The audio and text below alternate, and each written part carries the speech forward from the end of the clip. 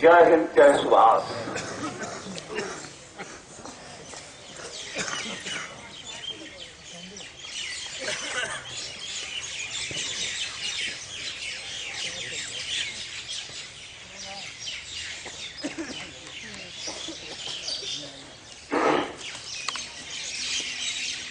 सीमा पर सेना लगी है। अभी आज की खबर है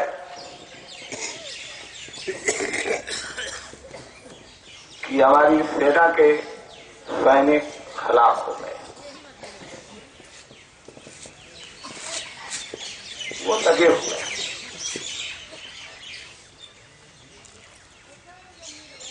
और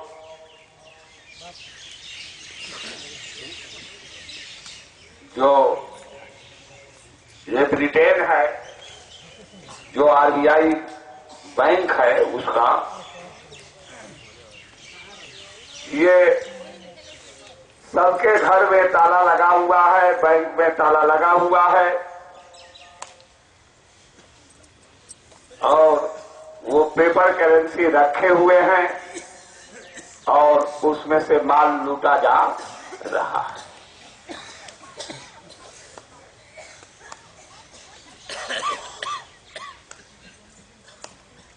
भारत का खजाना लूटा जा रहा है, गोदाम के गोदाम लूटे जा रहे हैं। तो ये किसकी जिम्मेदारी है? ये तो जिम्मेदारी जो हमारे किसान के बेटे जो सीमा पर लगे हैं, वो तो अपनी जिम्मेदारी को निभा रहे हैं। उसमें वो शहीद होते जा रहे हैं। ये रेडियो और अखबारों में, टीवी में खबर आ रही है, लोग अपनी आंखों से देख रहे हैं कि वो कैसे शहीद हो रहे हैं। और ये चुनाव हो रहा है, ये भी तो देश की रक्षा के लिए हो रहा है, भारत को बचाने के लिए हो रहा है। ये पार्लियामेंट और असेंबली में बैठे लोग ब्रिटेन से हाथ मिला लिए हैं और रुपए का डिवैल्यूएशन हो रहा है और खजाना लूट करके जा रहा है। और इधर ये लोग जब ये जाएंगे तो अभी इनकी सरकार, ये ब्रिटिश इंडिया गवर्नमेंट के दलालों का जो चुनाव हो रहा है, चुनाव के बाद इनमें भी सट्टा बट्टा होगा। होगा कि नहीं होगा? सट्टा बट्टा इनमें भी होगा। अभी वो कह रहा है कि वो चोर, तो वो कह रहा है वो डकैत, वो कह रहा है वो अपराधी, वो कह रहा है वो घोटालाबाज। लेकिन जब ये जाएंगे दिल्ली में तो सब दोस्ती करेंगे कि नहीं करेंगे? बोलिए, दोस्ती करेंगे कि नहीं करेंगे? और ये निर्वाचन आयोग जब ये सुन रहा है इसकी स्पीच इनकी कि वो उसको चोर कह रहा है, उसको डाकू कह रहा है, उसको घोटालाबाज कह रहा है, तो दिल्ली में अब इनमें मिलन नहीं होना चाहिए? होना चाहिए।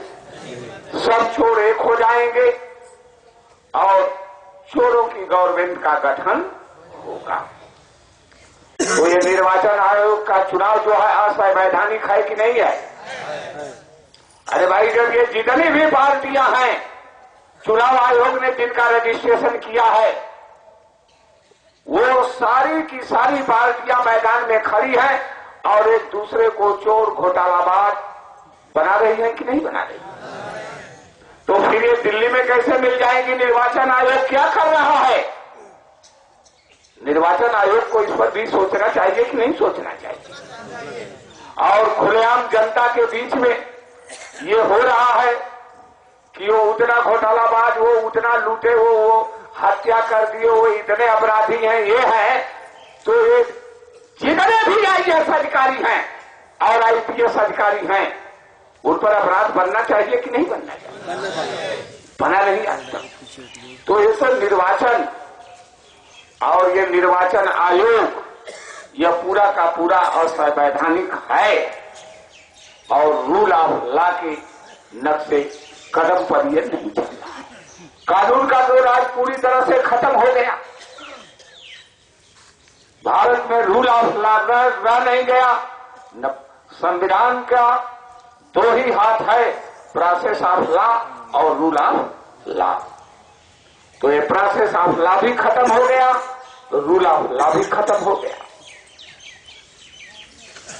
तो अब ये बताइए कि ये दिल्ली में जाकर के लोग देश को लुटवाएंगे, एक पैसा जब रुपए की कीमत घटेगी तो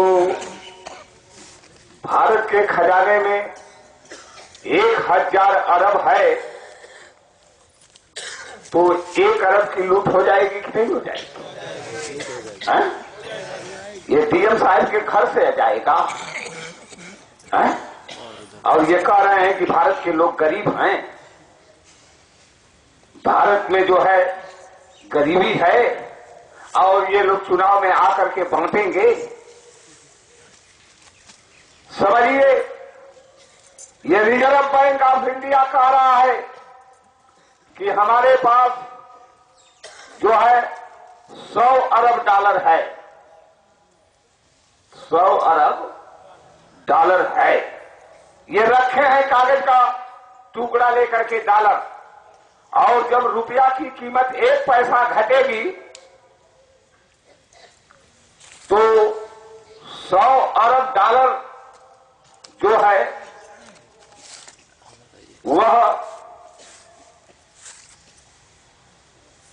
बढ़ जाएगा कि नहीं बढ़ जाएगा? है? कैसे डीएम साहब बढ़ेगा? आप बताइए इसको।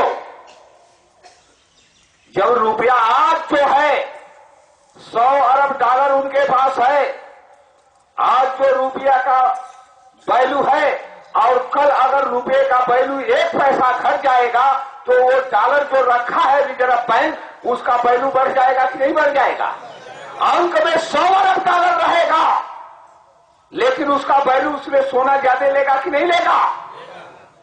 ये डकैती पड़ रही है कि नहीं पड़ रही? और उतने वैल्यू का माल भारत से ले जाएगा। और जिस दिन डॉलर जो है वो फ्लॉप हो जाएगा, उस दिन भारत खत्म हो जाएगा कि नहीं हो जाएगा? डीएम साहब, डॉलर का भी डिवैल्यूएशन हो रहा है। कभी 500 प्रति अंश डॉलर था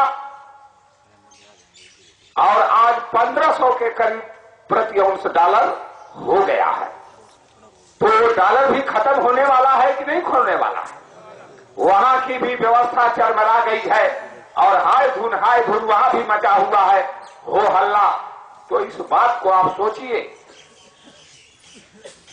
सबसे पहली ये जो है तैयारी है कि हमारी जो संप्रभुता आजाद हिंद बैंक करेंसी है, उस आजाद हिंद बैंक करेंसी से हम अपने भारत को बचा सकते हैं। इसके अलावा कोई दूसरा अस्त्र नहीं है, कोई अस्त्र नहीं और न ज्ञान है। इसको आप मानिए, और नहीं मानेंगे तो आगे तो दिन आ रहा है, डॉलर लड़खड़ा करके गिरने जा रहा है।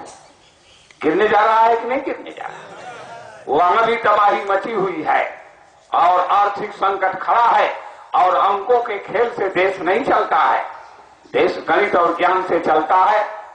तो सीमा पर हमारी सेना रक्षा कर रही है। ये दिल्ली में बैठे हुए लोग जो हैं ब्रिटेन और अमेरिका से अकल की डकैती डलवा रहे हैं, वो सेना कैसे रक्षा कर पाएगी? कर पाएगी? जब अर्थ ही खजाना ही खत्म हो जाएगा तो सेना क्या करेगी? कुछ करेगी? ये भयंकर खतरा है, और ये जिम्मेदारी जो दिल्ली में बैठे हैं और लखनऊ में, ये उनकी है। और उनसे पूछा जा रहा है कि आरबीआई की करेंसी अगर भारतीय करेंसी है तो सिक्का दीजिए, तो किसी को पता नहीं है। और डीएम साहब, आपसे भी पूछा गया है और पूछा जा रहा है, आपको भी पता नहीं है, तो फिर आप चुप कैसे बैठे रहेंगे, आपको तो जवाब देना पड़ेगा। क्यों नहीं जवाब दे रहे? देश के बचाने की बात है और ये खबर पहुंचने दीजिए सबके यहां।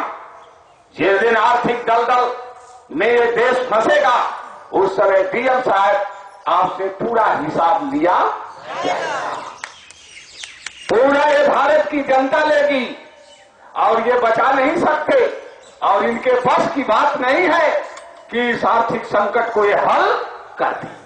एक ही फार्मूला है और नेताजी सुभाष बाबू ने जब ये कह दिया है कि डिटर्मिनेशन नॉट टू बारो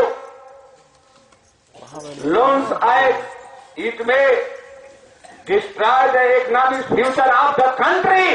डिटर्मिनेशन यानी मानक और स्टैंडर्ड जो है, ये सिद्धांत जो है, ये उधार ली हुई वस्तु नहीं है। और ये जो भारतीय मुद्रा जिसको आप कहते हैं, ये भारतीय मुद्रा नहीं है, ये ब्रिटेन का उधार लिया हुआ सिद्धांत है और उधारू आदमी कभी चलने वाला नहीं है और भारत के इकोनॉमिक्स को ये बर्बाद कर देगा। और अभी दिल्ली में त्राहिमाम मची हुई है, त्राहिमाम मची थी और अब भी ये जाएंगे तो मचाएंगे और जिस दिन ये धंस जाएगा दलदल में आपको समझ में आएगा ये नेताजी का फार्मूला है, इसके अलावा कोई दूसरा रास्ता नहीं है। सारी दुनिया एक और हो जाए, ये प्रूव है, ये नेताजी का फार्मूला। और इस फार्मूले को नहीं मानेंगे तो कुछ भी बचने वाला नहीं है। इसलिए अब जो है भारत की रक्षा करने का, एक ही देश रक्षा करने का एक ही अस्त्र रह गया है, नेताजी सुभाष चंद्र बोस का फार्मूला, शहीदों के गुरुदेव का आजाद हिंद बैंक करेंसी, जिसको भारत की सुरक्षा के लिए उन्होंने दिया था। और ये भारतीय संविधान को आप उठा करके देखिए, उस पर सेटलमेंट है, ये सेटलमेंट है। भारतीय जो कॉन्स्टिट्यूशन जो बना हुआ है 26 जनवरी में 1950 को लागू हुआ, उस संविधान पर उठा करके देखिए, ये सेटलमेंट है, सेटलमेंट है, सेटलमेंट है, इसको कोई काट नहीं सकता है। और आरबीआई की करेंसी उस पर सेटलमेंट नहीं हो रही है क्योंकि उसके पास सिक्का ही नहीं है। तो अब क्या चाहते हैं? अब क्या चाहते हैं? और ये जो चुनाव लड़ करके गए जा रहे हैं और ये निर्वाचन आयोग जो चुनाव कर रहा है, इसने कुर्बानी नहीं दिया है देश के लिए, ये आजादी के लिए कुर्बानी इसने नहीं दिया है, कोई आईएएस अफसर ने कुर्बानी नहीं दिया है। वो रट्टू का टट्टू और वो ब्रिटेन का तोता बना हुआ है। ये समझिए, ब्रिटेन का तोता बनने से देश चलने वाला नहीं है। वो कुर्बानी वो नेताजी सुभाष चंद्र बोस ने दिया और शहीदों के गुर्दे में दिया और उनकी आवाज पर लाखों लोग कुर्बान हो गए हैं। ये उनका देश है और ये रट्टू टट्टू आईएएस अधिकारियों का देश नहीं है। ये समझ लीजिए, उनका ये देश है और उन पर उनका अधिकार है। और आजाद हिंद सरकार का ये फार्मूला, आजाद हिंद सरकार भारत में अब चलेगी। आरबीआई की करेंसी और जो है ब्रिटिश इंडिया गवर्नमेंट नहीं चलेगी, नहीं चलेगी।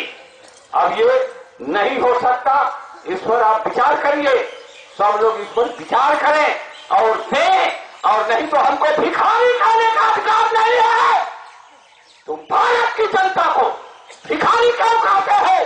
अनुदान क्यों देते हो? हमारा धन निकाल करके दो। 100 अरब डॉलर जो कह रहा है वो कि हमने विदेशी मुद्रा रखा है, उस 100 अरब डॉलर पर कितनी बड़ी लूट हुई है। 12 रुपया तोला यह आजाद हिंद बैंक करेंसी है और उससे लगा लीजिए हजारों टन सोना हमारा वो लूट करके अमेरिका ले गया है।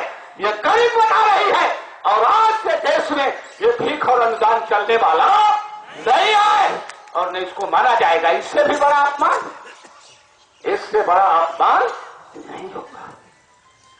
ये जनता का अपमान मत करिए। अब तो मर गए, मांगन मरण समान है, जन कहूं मांगन जाए, उनसे पहले वो मिले जिनमुख निकसत